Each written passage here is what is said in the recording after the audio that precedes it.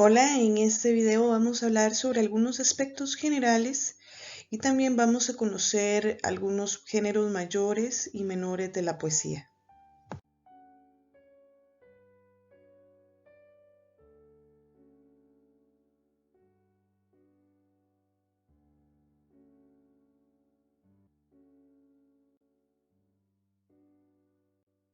La poesía es el género literario que nos va a transmitir sentimientos y emociones de un yo lírico. Siempre que nos refiramos a la persona, entidad, sujeto que exprese esas emociones en un poema, nos vamos a referir a un yo lírico, ¿ok? No a un narrador. Hay que hacer la distinción entre el lenguaje que tenemos que utilizar para texto narrativo y en este caso texto lírico. Por esta razón es que el poema es subjetivo, ¿verdad? Cuando hablamos de subjetividad, siempre nos vamos a hacer referencia a aquello que no podemos ver, que solamente se siente, se piensa, mientras que el objetivo siempre es lo que podemos ver, lo que podemos observar en nuestra realidad. Por otro lado, la expresión se puede dar en verso, que son líneas, ¿verdad? No continuas como sucede en la prosa, que son párrafos, aunque actualmente se puede observar algunos poemas en prosa. Se caracteriza además por la musicalidad, el ritmo y en algunos casos la rima. La rima actualmente ya no se utiliza tanto como antes, aunque en la poesía que vamos a analizar en el curso sí contiene rima en su mayoría. Por lo tanto, este conjunto de versos conforman un poema. ¿Ok? Vamos a observar ahorita cuáles tipos de subgénero existen en torno a este género literario.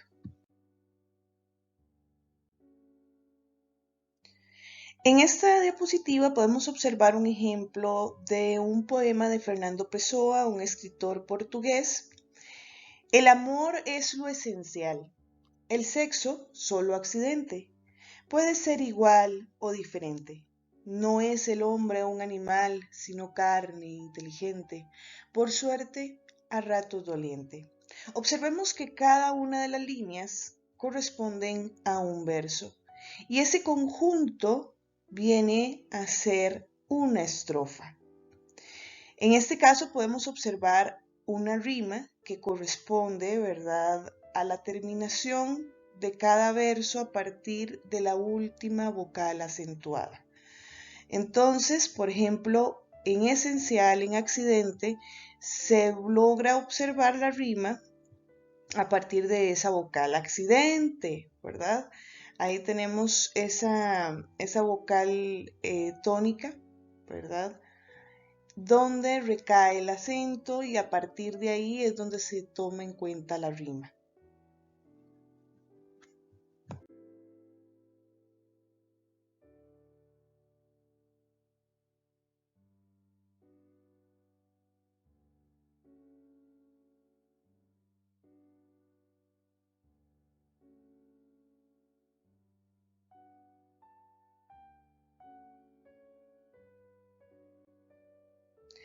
El género lírico, como ya lo mencionamos, va a expresar sentimientos o estado de ánimo de un hablante lírico o yo lírico, se le puede mencionar de ambas formas, donde su función es manifestar emociones del emisor, ¿verdad? Su función va a ser emotiva.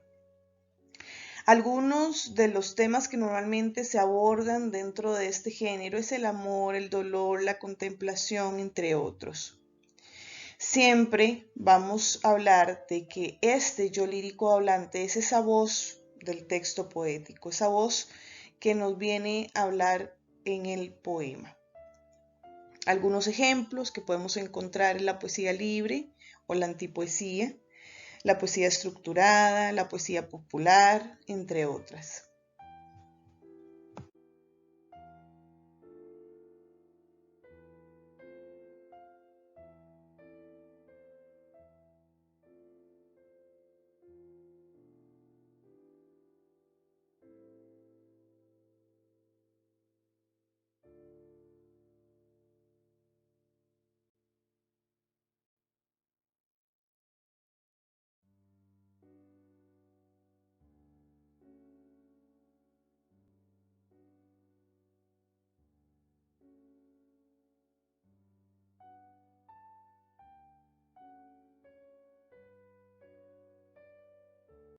En el caso de los subgéneros mayores podemos encontrar, por ejemplo, la oda, que trata un tono elevado y exalta cualidades, como por ejemplo la oda Francisco Salinas de Fray Luis de León. También encontramos la elegía, que es un poema en el que el poeta transmite un sentimiento de dolor ante la muerte o desgracia, como es la elegía a Ramón Sijé de Miguel Hernández. También la sátira critica vicios tanto individuales como colectivos, como la sátira a Claudio de Moratín.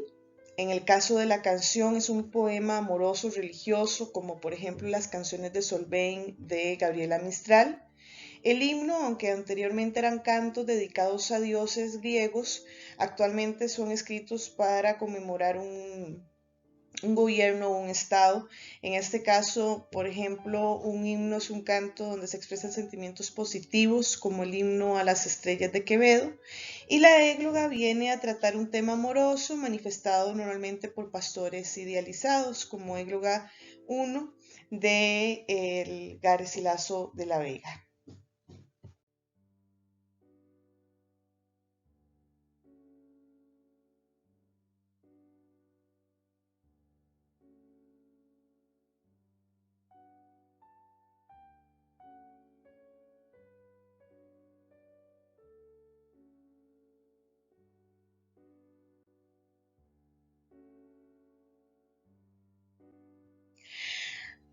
En esta diapositiva podemos encontrar algunos subgéneros menores, como lo son los populares y los cultos. Tenemos las jarchas, que son composiciones líricas típicas de la española musulmana.